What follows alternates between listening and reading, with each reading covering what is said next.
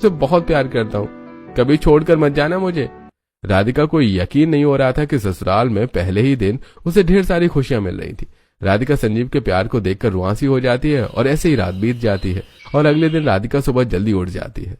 जल्दी से नहाकर तैयार हो जाती हूँ वरना सासू माँ बवाल ना कर दे मेरी माँ की तरह। फिर राधिका सबसे पहले हॉल में झाड़ू मारने जाती है जहाँ नौकर ऑलरेडी काम में लगे थे। अरे बहू रानी, आप यहाँ क्या काम कर रही हैं? इतनी सुबह, ये तो बंगले की सफाई का समय है। लीजिए, मैं कर देती हूँ सफाई। अरे ना बहू रानी, बिल्कुल नहीं, ये आपका काम नहीं है। ये अगर बड़ी मालकिन ने देख लिया कि आप झाड़ू लगा रही हो तो मेरी नौकरी चली जाएगी। आप आराम करो जाकर। राधिका आराम करके थक गई थी, इसलिए वो नहाने चली जाती है। नहाकर राधिका पूजा घर में जाकर मंदिर की सफाई करने लगती है। तब तक गरिमा जी भी वहाँ आ जाती हैं। बहू, ये क्या, तुझे रामू ने झाड़ू लगाने से मना किया तो अब तू यहाँ मंदिर साफ कर रही है? बेटा, ज्यादा काम करने की जरूरत नहीं है। मंदिर साफ करने के लिए शांति है, वो कर देगी। शांति, जल्दी से मंदिर साफ करके पौधों से फूल तोड़ कर ले आओ। आज हमारे मंदिर में पूजा हमारी बहू करेगी। शांति तुरंत काम पर लग जाती है और कुछ देर में मंदिर साफ करके शांति पूजा की तैयारी भी कर देती है। चल बहू, अब पूजा कर लेते हैं।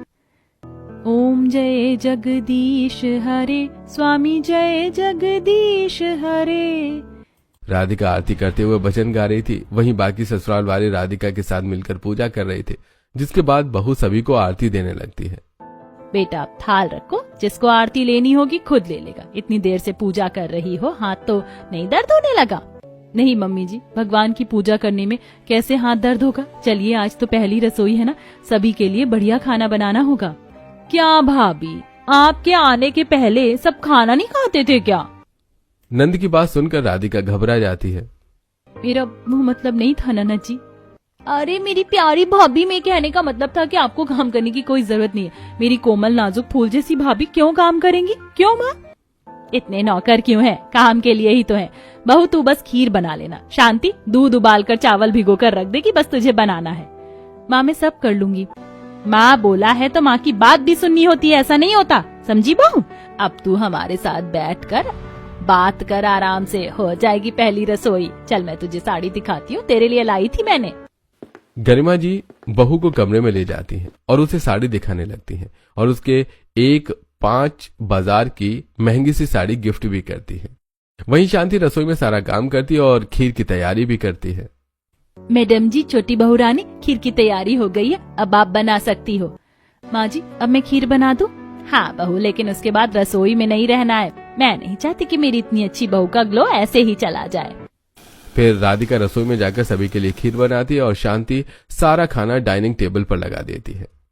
बहू, वहाँ क्या कर रही है? यहाँ के मेरे पास बैठ। खाना शांति है ना परोसने के लिए। शांति, वो रीमा और सीता को भेज दो, खाना परोस देंगी, बाकी किचन तुम संभाल लो। जी मालकिन।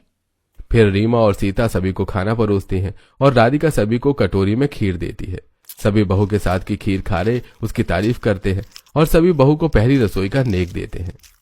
बहू, ये 9 लखा सोने का हार मेरी तरफ से, और ये डायमंड के बुंदे मेरी तरफ से। भाभी, ये मेरी तरफ से। मैं कमाती तो नहीं, लेकिन अपनी पॉकेट मनी से मैंने आपके लिए आईफोन लिया है, ये लीजिए। और मेरी तरफ से मेरी प्यारी बीवी के लिए ये डायमंड का ब्रेसलेट और सोने की पायल। इतना महंगा नेक देखकर बहू हिचकिचा जाती है। माँ जी, ये सब आप अपने पास रख लीजिए। क्यों बच्चे, अपने पास क्यों रखूं? ये तो तेरे हैं। माँ, मायके में तो सब कुछ माँ की तिजोरी में ही रहता है। वो कहती हैं कि महंगा सामान बेटी को खुद के पास नहीं रखना चाहिए। अच्छा ठीक है बहू, कोई बात नहीं, लेकिन क्या जब तुझे इनमें से